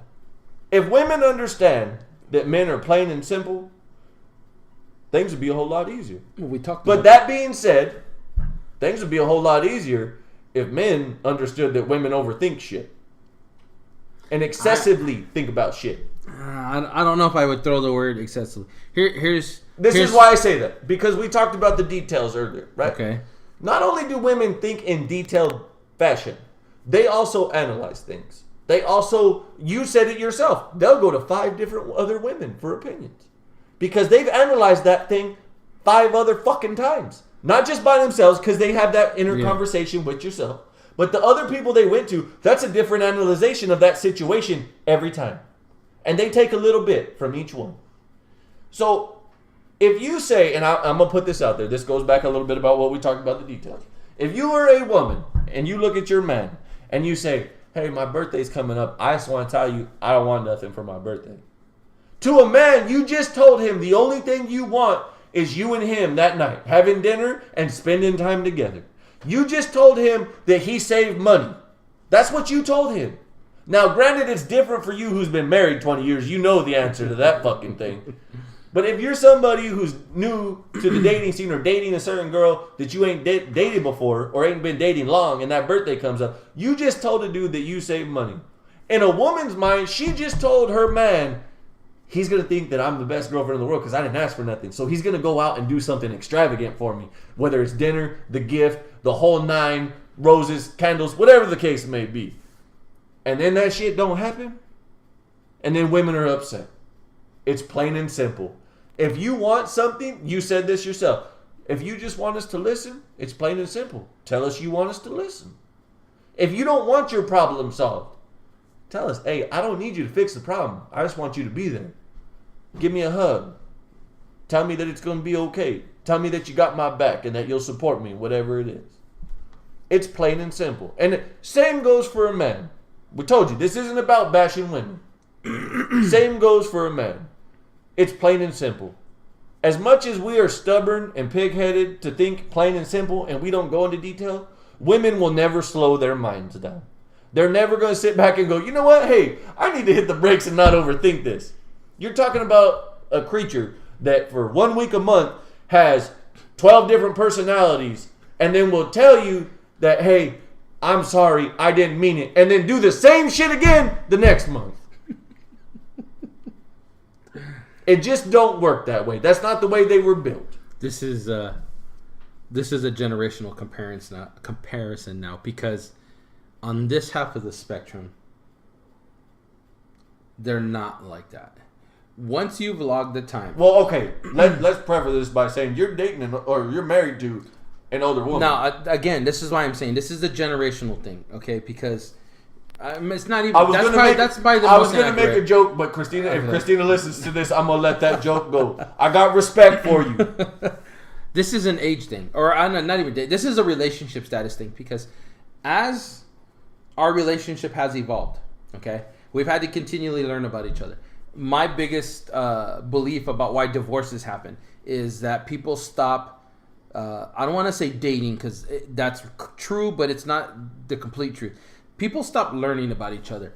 I am not the same person that I was at 20, 25, 30, fuck, even 35. I am a different person. Agreed. Okay? My wife is a different person from 23 to 30 to 35 to 40. We have both changed personality-wise, emotionally, evolved. Physically. I don't know if I would say evolved. I'd say more changed. I would say evolved because you've had to adapt becoming parents. You've had to adapt becoming full-blown adults and establishing yourself and going from, and you and I have had this conversation on a personal level about going from being an adult by definition of your age and stature to, but still making childlike decisions. Yeah. And being able to step up and make grown-ass man decisions. Well, this is what I'm saying. And that's that evolution to me that it's not change. Like, it's not change. You're not changing just for the sake of change. You're evolving and adapting to how life moves on. Whether you're ready or you're not. I wouldn't even say it's how life moves on. I'd say it's how the relationship moves on because... Well, if I in a bigger picture, like, that's, you know what I mean? Like, that's a grander scheme. I still wouldn't even say that because if I changed according to life, I probably would have been divorced 12 years ago. I mean, we've already talked about what your vice is and why you can't win the lottery. On every different, it's just the way it throws. But as your relationship changes, you have to continually learn about each other. You got to continually learn about. Would you say I don't want to say. Well, maybe that's not the right word. Reinvent yourself in that relationship. Because at a certain point, you're putting in 20 years next month. At any point do you feel like you have to refamiliarize yourself in certain situations? Now I would say yes. 10 years ago, I would have said no. The belief that the person you fell in love with is the person that you're going to die next to is such a fucking bullshit statement because it's totally off. So if you watch The Notebook, fuck you. Yeah. That's not going to happen. No, it does not. You do not, assuming that you marry and you stay with one person your whole life, you do not die with the person you married, with the personality you married, should I say. The personalities consistently change. Like you said, in essence, me and Christina is a little different because like you and Rosie were older. You guys were adults. Me and Christina, for most intense purposes, were kids still. Right. I was 18 when we met. She was 22. We were still kids in a lot of ways, not just emotionally so or are you physically. saying she Bill Cosby'd you? No, I'd say she more like Amy Fisher. Well, hey, as long as... Whew, got me a little bit on that. Hey, as long as she didn't Joey Buttafuoco you're okay. So... As we've gone through... For those of you who don't know, Joey Buttafuoco was in the early 90s. His wife or girlfriend, was it, that cut his dick off and then he had it reattached? No, that was Lorena Bobbitt. Was it? Joey Buttafuoco and Amy Fisher was... Joey Buttafuoco was the the collision shop owner. That's who right. seduced the high school girl. That's right. Yeah. That's right. So Lorena Bobbitt was the one that cut her man's dick off. Dude got his dick back, sewed it back on, and did dirty movies. Yeah. That's right. So, anyways, the relationship as it's progressed through up to this point, we've had to continually get to know each other on different levels because, like I said, I was a kid when we started and I was 18 and I'm a 38-year-old man now. And I've had to grow up and learn and all that other shit. So the constant learning of each other has forced both of us to change how we deal with each other. She's understood that it drives me nuts when she overthinks things, so she tries her best not to. She does everything she does is a result of something she's learned from me along the way, and vice versa. Everything I do is a result of learning from her. One of the biggest things that we go through now is 3 of my kids have graduated high school. One is consistently in Kansas at school or up at work. The other one has been in Peru for most of the summer. She'd barely be home in a week. The other one is working and figuring things out, but for most intents purposes is gone. She's gone most of the day with her boyfriend or work or what have you. The only one left is my son, who's pretty self-sufficient and in there. So the need of the children has, I don't want to say it's gone, but it's mostly out the door already. So here we are. You've heard the term empty nest. Here we are. We're a middle-aged couple, and we're not kidless yet, but we're pretty close. Getting there. And we're both starting to see things about, I didn't realize she did that, or I didn't realize he did that. Is this the realization that when you marry somebody, you feel like you get married to them because it's, oh, I love you, and we're going to have sex all the time, and we do all that shit, and it's going to be fun, and we go out, and we dance, or we drink, or whatever, we party. Not understanding that down the road, because in the beginning, you never got married to just spend time with each other, because at the end of the day, when it gets into your older years, and like you said, you have an empty nest, and your kids are growing, and you got grandkids that aren't always around, that's just what it is. You're just spending time with that person. And what happens to a lot of people is that they realize they know nothing about the person that they've lived with the last 15 or 20 years. I don't know this person, and I don't like this person. Yeah. It happens to a lot of people. Now, would you say, after being married almost 20 years, that that's due to the changes in life? Because of what has happened as far as having kids and and the situations you've become in a family and because abandoning a wife? The parenting, I think, changes you the most. As an individual, parenting will change you. You will either become for lack of better terms, a liberal parent or a conservative parent. You're going to have a basics of things you teach your kids based on what you feel at the time, whether you're 30 or 35 or 25. Speaking of mind of a man here, do you feel, because you have both, you have a son and you have 3 daughters, do you feel that as the dad, that you give your son more leeway in situations that you were super tight and, for lack of a better word, conservative with about the girls? No, not at all. Same line all the way across the board. Do you feel that your wife feels the same way? That it's the same, that like the stuff she was tight on with the girls, that she's easy on with the boy because that's her baby boy? No, I wouldn't. I would say not so, only because we just had this conversation, as a matter of fact. I've told her that with the girls, I raised my girls to be independent and not need a man, so that they understand that a man enhances their lives, not makes their life. I didn't want my girls to grow up thinking I need that man. They're dependent on that. I wanted my girls to say, no, I want that man. He's here because I want him here, not because I need him here. I didn't want them to feel like they had to have a man there because they needed that income or they needed that security from that, something that they couldn't get themselves. They needed to provide for themselves, so that when a man came in, it wasn't, oh, he could give me this. It was, no, he cares about me. That's what I wanted them to feel. On the flip side of that, with my son, it's more of like, and I've told Christina this, he needs to understand that the world is different to men. Women are not going to go out and say, I'm looking for that man right there. No, the man's got to go out there and prove himself, and then he gets some notoriety with women, and then they come to him. That's the way the world works. If you can't get out there and prove that you have something that a woman needs, you won't get any play. That being said, do you feel like in this day and age with technology and the bullshit that we've talked about of social skills versus social media, that to some degree that chivalry is dead? No, I think it can be taught. I think there's a lot of us that still feel that still carry it. Yeah. It still carry it, but it doesn't get passed on anymore because, kids are having kids. No, women demand equality, and there are men now who say, you want equality? I'll give you fucking equality. You're gonna pay half the bill. I considered that chivalry. Okay. That goes back to what we were talking about, that line of equality. Yeah, you're going to walk your ass around and open your own goddamn door. You want to be equal? Fine. Well, we're going to be equal all the way across the board. Sorry, but women have brought that. The women killed chivalry, not men. Men opened doors for women for the longest time. How often do you go to a grocery store and see a young man open a door for an older woman now? I never see that shit anymore. You ever seen someone help a woman get any help from any kind of man in a parking lot if she's loading groceries or push? You don't see that shit anymore. One of the biggest things, and it's funny to say that it was on social media, there was a meme, and it was it was from some girl, and it was passed around. A lot of people reposted it, and it was a picture of a girl on her knees praying, and the quote in the cloud of her prayer said, "God, please send me a good man." And then there was a split screen, and it was supposed to be Jesus or God, and on the other side, and it says, "I sent you a good man, and you turned him away into the friend zone." Yeah. That's absolutely true. Oh, yeah. That's 100% true. Yeah, 100%.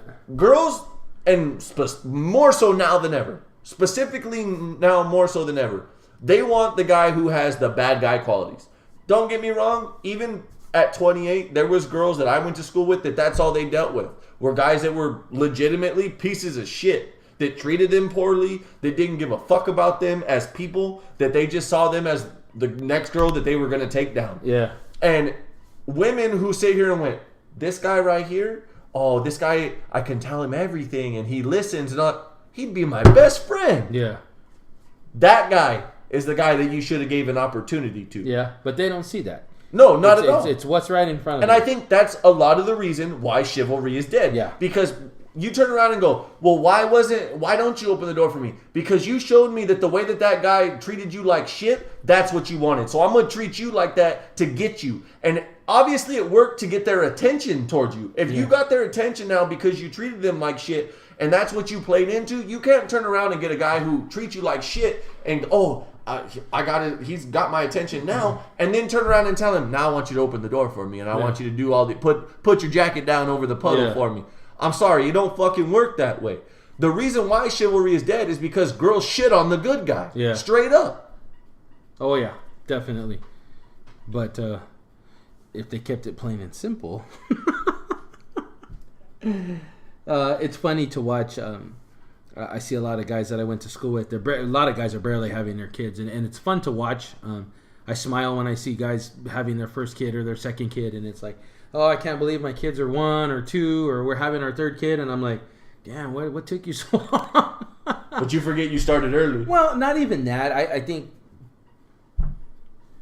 I'm not trying to blow anybody up here or put anybody on blast, but a lot of the guys that I saw getting married later, they waited for that girl who was looking for chivalry and found her.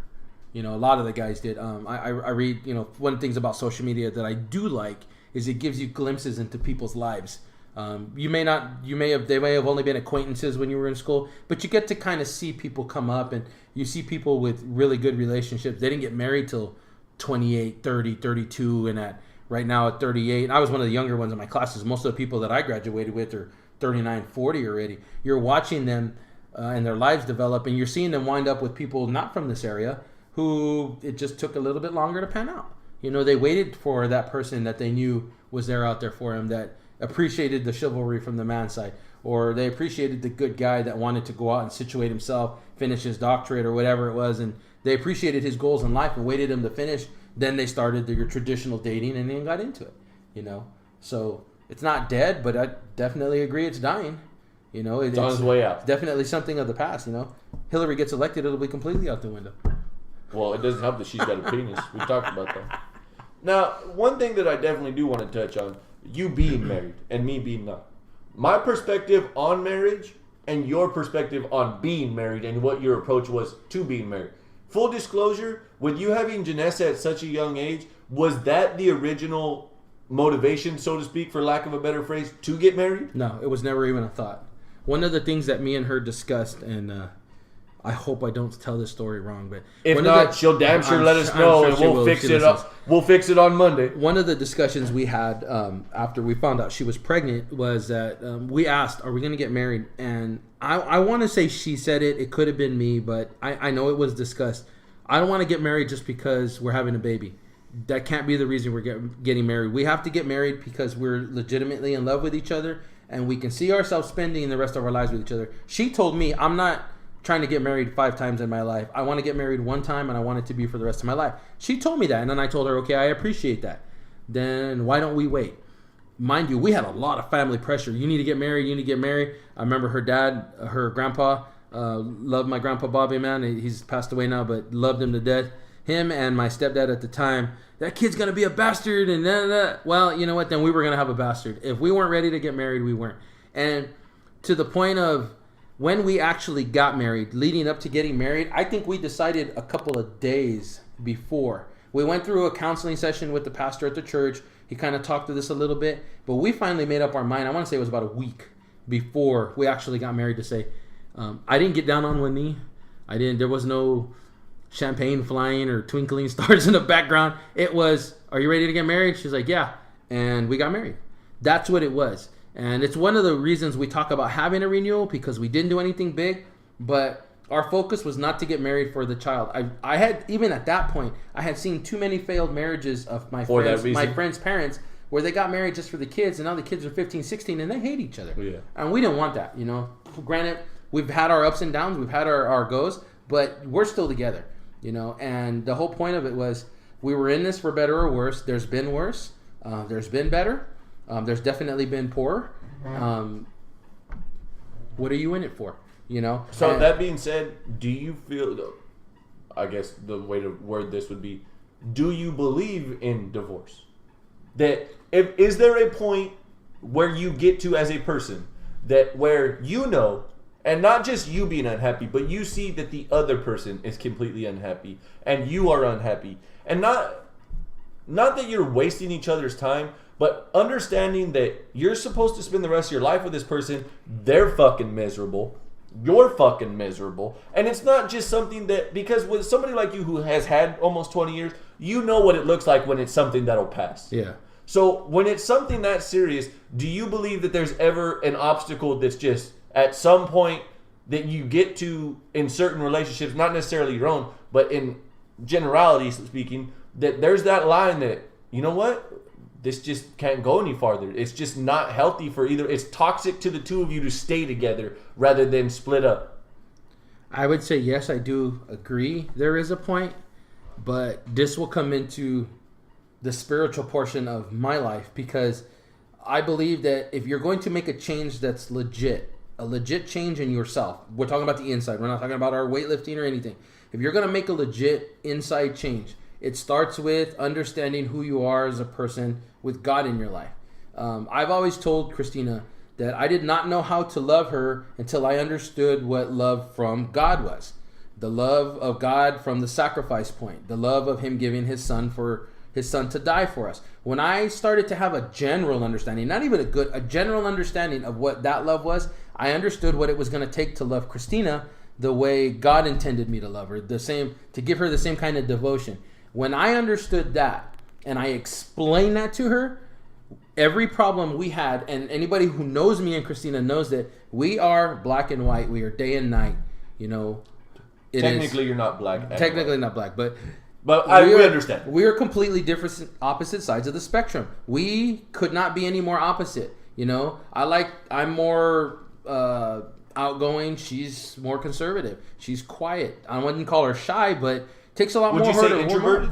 Probably. I would say borderline introverted. And I am completely opposite. You know, I'm social. I'm outgoing. I want to be around people. I like being around most people. I like doing things, trying things. She's not.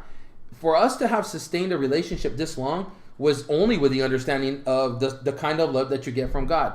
Now, I'm not calling people who get divorced ungodly, but I will say that there's a point some people get to where they understand this is going to take something that I'm either willing to do or not willing to do. And we had gotten to that point, and we both agreed that we sat down and we said, is this something we're willing to try? Because we knew it had to start spiritually. It couldn't start. There was nothing me or her could do anymore. How easy is that to look past or to just say, yeah, I'm down to do this? Or like when you make that decision to get married, like how easy is it to look at each other and go, no, we're in it for the long haul. We're here because this is what we want to do. Both you want to be here with me. I want to be here with you. I want to do this until our time and our numbers call. Funny part, that was not something that was said. It wasn't, I want to be with you and I want to be with you and you want to be with me. That was not what came out of our mouths to each other. It was, we got married and we were going to do everything we were supposed to do to make sure that we were incompatible. And one of those things was we both needed to find who we were in God. We both needed to understand that kind of love. When we went into God first and then came out and started to understand what love really was, that was when we knew we were for each other. Regardless of differences, regardless of opinions or whatever came up, we understood what love for each other really was. It wasn't a problem. It's not a problem. I mean, that's the only way me and her could make it. We're two opposites. So you realized your love with her and realized that the dream was dead of winning the lotto because of your vice. Because of that vice. Yeah, I suppose you could say that. You said, I do, and I ain't never going to win the lotto. Yeah, and again, I think people get divorced, you know, one, they forget who they're with. You don't understand who you're with until you're forced to sit in a room. You're forced to sit in a dinner table without anybody there and nothing's going on. Yeah. That's when you know something's wrong. That should be the first alarm. Okay? The second alarm is that there's no kind of interaction. I mean, if you walk in the door and there's just nothing, I mean, holy cow. I used to tell Christina I used to hate coming home and talking about work But when I took that conversation off the table, me and her, she was afraid to tip me in the wrong way. No, to tip me in the wrong direction. So I told her, okay, I'll talk about work. I just have to try to not get agitated because there were some agitating things going on at work. So there's nothing off limits. She could ask me about anything. I might not like to talk about it, but I understand that it's not her trying to piss me off and remind me about things. It's just her trying to be involved in what my day was, you know? And it's the same thing vice versa. I would come home. She would have tough days with the kids. Well, my first question when I come home is always, how was your day? How were the kids? Sometimes she'd be like, oh, your kids. And, well, when I know she says that, I know had a bad day because, well, they were my kids, you know? Did you ever have, there's a joke, I forget what comedian it is, but did you ever have, like, that conversation where you came home and you were like, man, my day was fucked up. And she's like, you want to know what happened in this house? Well, you were gone with your kids? I can't even tell you how many times. So anybody who knows my kids knows my kids, my girls especially. My son's quiet. He's chill. Keep to himself. Yeah, he's not going to get, he doesn't give us a whole lot of problems. You know, aside from being a teenager, there's no problems with that boy. The girls, on the other hand, I have a very, very strong-willed young twin named Janessa. Okay? And when I call her a twin, she's Manuel Jr.'s twin, which is me. That's my mini-me right there. That girl's personality, she wants to go out and tackle every challenge that's in front of her. Doesn't give a damn what the consequences except for lifting, bro. She stopped lifting. Well, she's so Janessa, if you're listening to this, we know you skipped leg day, bro. So she gave Christina fits. And I would come home some days and she'd like, you need to go talk to your daughter. You need to go have a conversation with your daughter. And they'd be like, oh, God, not again. And I'd walk in and go, what the heck is wrong with you? Didn't we have this conversation? But, Dad, you don't understand. No, you don't understand. You need to chill out. But you do it. Hold on. You can't compare yourself to me. I'm Dad. I have rights in this house. You know, you don't. So, yeah, there are plenty of days where I'd come in. As the twins got older, the twins took some molding. You know, they really took molding because I would come home and there's two of them. And they understood that they could get her from two sides. You know, and love my wife. I'll tell you what, man, I'm real hard-pressed to find a better mother in the world because that woman dealt with 3 of the strongest-willed children that I have ever met in my life. You know, and like I said, if you know my daughters, you understand. She has more than earned her share of whatever she wants. I spoil that woman to no end. Okay, now, talking kids here for a moment. As we wind down here, discipline from the mind of a man. Ass whooping. When we agree on that, even at my age, at 20, I got an ass whooping. My brother, who's going to be 26 in October, he got ass whoopings. I remember him screaming like a girl, getting an ass whooping, the whole night. I remember. But that being said, we were never beaten. It was discipline. It was an ass whooping. Yeah, and let's be clear about something. People consider a bad ass whipping, and I dropped a couple on my kids. They would say that. I think if some people saw me, they would say it was beating. But one of the things that I always, me personally, and I have had to justify this to people at work because they're like, I can't believe you would do that. Well, let me explain something. I never hit my kids when I was angry. I may have came home and my wife may have told me something, and it might have pissed me off. But the second I was pissed off, I knew I could not spank them right then and there. And Christina would say, you can't spank them later. I said, I will spank them later, but I can't be mad when I do this because 1, I want to be under control, and 2, and most importantly, I have to be able to tell them I love them afterwards. And this is why I did this. I don't have kids, so I can't say this, but I know that my grandfather told my father, and my father told me. And when I was a kid, I used to believe that it was complete and total horse shit. When you get told this is going to hurt me more than it's going to hurt you. Oh, yeah. For those of you who don't know, as a parent like you are, how realistic is that? That's very real. One of the reasons is because you know you have to enforce something, and that, let's be clear, I didn't walk around my house spanking my kids for shit they did just randomly. They had to do something, I don't want to say pretty bad, but they had to have been at the end of the warning chain before they got spanked. It wasn't just I walked around whooping ass just to whoop ass. You know, there was warnings, there was taking things away. The ass whooping was the last thing to happen. I didn't enjoy that one bit, you know, especially when they're crying. Your little girl's crying. Janessa was the worst because the last time I slapped her, I think she was 15 or 14, you know, and I wasn't doing it because she needed the ass whooping. I was doing it because she forgot who I was. And she started to think that she was bigger than Dad. And sorry, you're not bigger than Dad. And I don't mean like physically. I mean like mentally. She felt like, no, I'm in charge here, not you. I had to prove to her that she wasn't in charge, that I was in charge. So, yes, it hurts to see that. So going back to the mind of a man thing, we agree. that discipline like that is necessary. Yes. Because there's not enough of that in this day and age. And let me be clear about something. This whole timeout business, I don't like it. I really don't.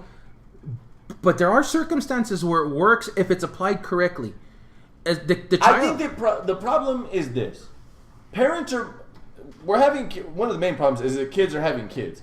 But other than that, I think that the main issue and the difference between discipline and beating your kid is you're wanting them to be afraid of you. Yeah. You're beating them for the sake of they fear me. Other than the fact of understanding a boundary of right and wrong and discipline. You do this is the consequence. Yeah. You cross that line, that's what happens. Well, to be fair, I would never say I beat my kids, but when they were younger, I was told something. I wish I could remember who told me. Let me fix this before you go any farther. I don't mean in the sense of, I went a little harder and then it was a good thing that they feared me. I'm talking about that's the reasoning behind every ass whooping. You got too big and you thought that you were no longer afraid of me, so I beat the fuck out of you till you were afraid of me again. No, that's different. I wish I could remember who told me. I want to say it was one of my aunts. Children, when they're younger, they understand two things. They understand love and they understand fear.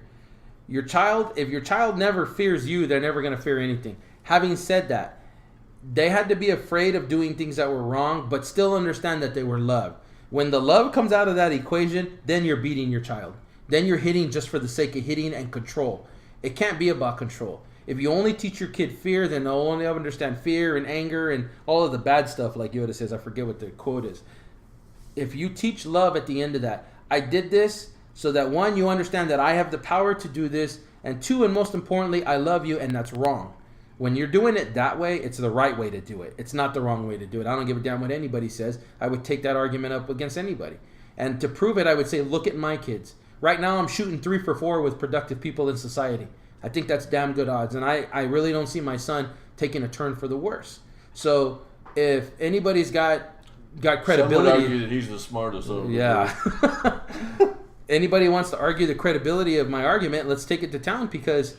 my girls are productive. They're respectful. Their mom would probably not agree, but we constantly get told that my kids are well-mannered in public. One of the things I think that, for me being your best friend, that like seeing you as a parent, that I can take away from this, that I really feel like, man, like that's some shit that's real and works, is that you, as your kids got older, because when I met you, your kids were like in junior high. They were in just hitting that teenage age.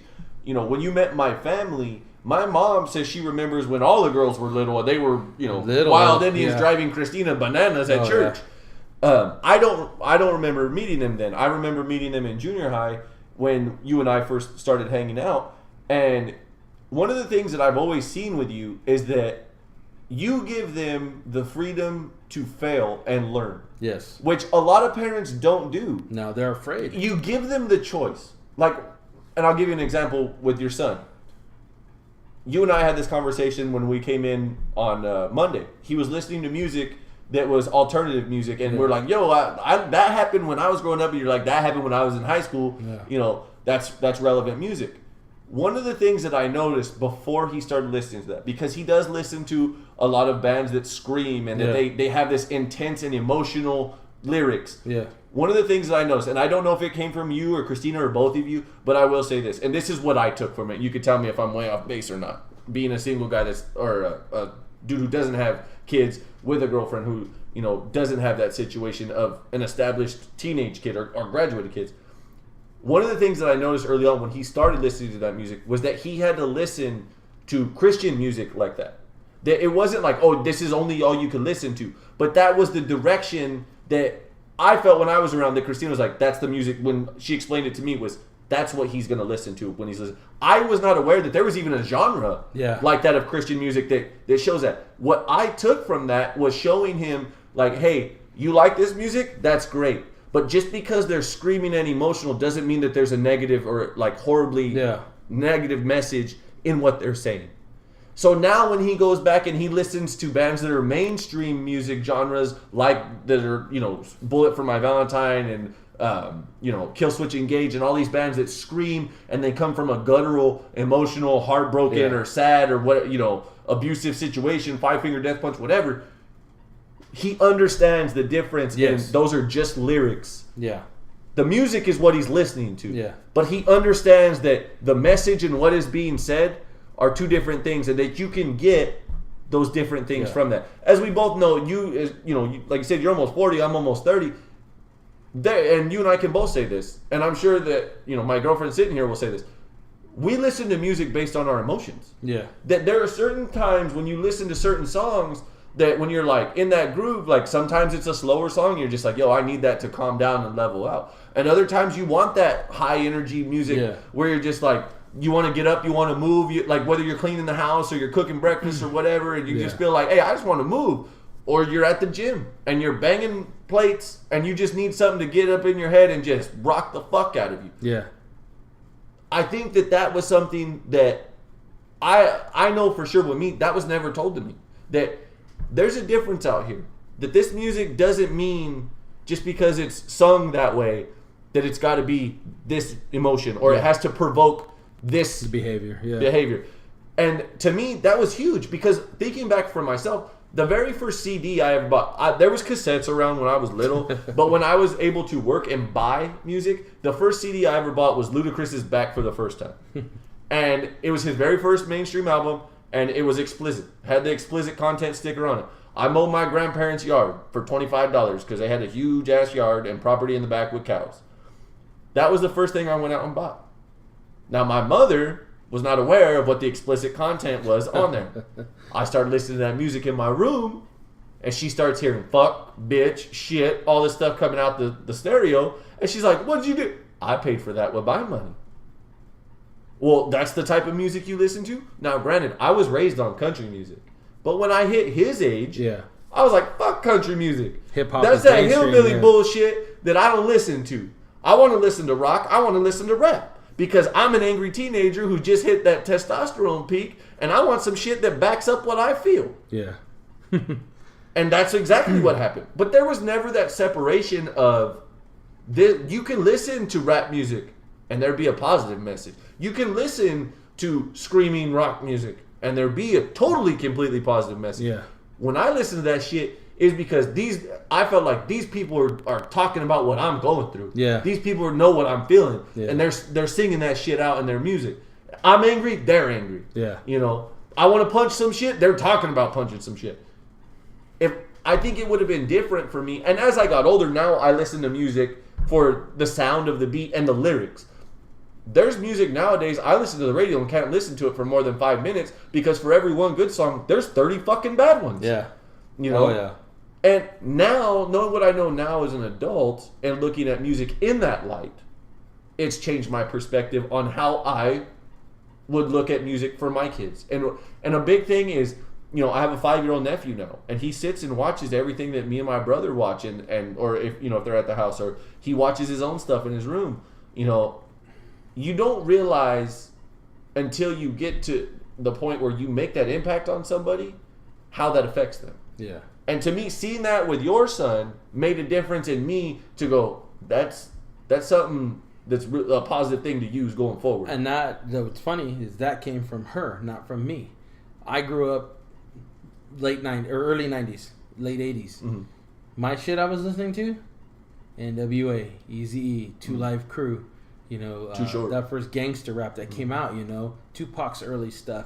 I mean, you're talking about, you want to talk about a negative message. Yeah. Fuck the police. And I didn't grow up in a hood. I didn't grow up with cops chasing us or breaking down our doors or stuff like that. So, my mom didn't know what we were listening to. That's the funnier shit. And one of the things we emphasized, not just with him, but with all the kids, was listen to the lyrics. Don't listen to the music. I know you like the music. I know you like the instruments. I know you like the sound.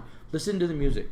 Pay attention, because without thinking about it, that stuff filters into your head, And we told Manuel, once you know what it's listening to, if you can explain to me why it's not good to live it, then you can listen to it. Because now we understand that you understand that it's just music. Yeah. Granted, Nirvana, I'm not real. Now that I'm older, you understand Kurt Cobain and what he was going through and stuff. You probably don't want to send that message out. But if you understand that it's just music, and it wasn't to him though, it was alive to him. You can, if you can look at it in an artistic fashion, yes, rather than a literal fashion, then you're okay. that's the difference maker. Definitely. So I know we went probably a lot longer. Oh yeah, a lot longer than normal. But like I said, this was a man's mind. Was the topics of the episode, sometimes and it's worth content it. just grabs a hold. You know? One thing I notice about most podcasts is if the topic's flowing, they don't stop. You just let it run out until the conversation's done. You know. And I'm sure I'm gonna say this, and just to be fair, and I think you agree with me. Whether we bring in our significant others or we bring in somebody who's completely objective and unbiased, we will have a woman's mind episode. I'll have to ask Christina if she wants to. That's for sure. That'd be funny. I think that'd be a good. We'll let her and Rocio. We'll give them their minute of fame. We'll be here. We'll help direct them a little bit. Yeah. You know, help narrate the situation and definitely bring that up a little bit. And I don't want to say have a battle of the sexes, but definitely hear an open side to them and kind of our questions towards them. Yeah. So that way that works out. So like we said, we're not here to bash women. You know, that's not the agenda here. We're just two dudes that giving our perspective from two completely different situations. Oh yeah. You heard the different sides of it tonight. There was a little more differences because of the age gap. So. Yeah, absolutely.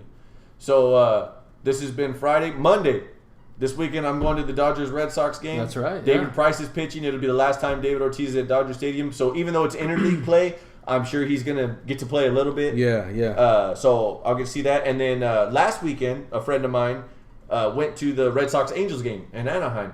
So we're going to have him on Monday. It's already been confirmed. We'll talk some baseball on Monday, specifically the Red Sox and just baseball around the league as they wind down into their fall and into the playoffs. Yeah. So this has been the Friday edition, episode number 28. I'm Justin. Emmanuel. And we've been Totally Unprofessional.